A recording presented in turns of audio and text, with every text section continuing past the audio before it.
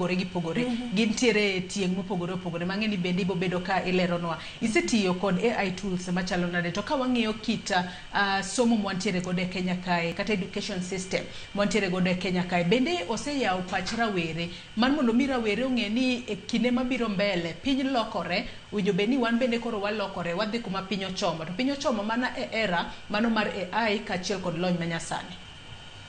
Erokamano Joyce.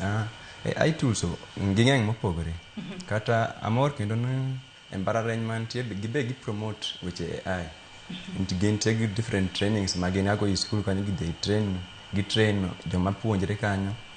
Nitie miluongo ni ChatGPT, nitie question AI, ging'eny sana. Kwanza kila mtu losogi, kila ng'ato loso mare, kocha tool ne ng'ato kiny bomuocha loso mare, koro gin gik ma losre mang'eny sana. AI konyo kendo amor sana ka youth ojende wetena embrace this AI. They are already prepared in near future, meaning ging'en ka ok develop this AI, and if they don't embrace it, or they bedo nigi challenge mbele ka.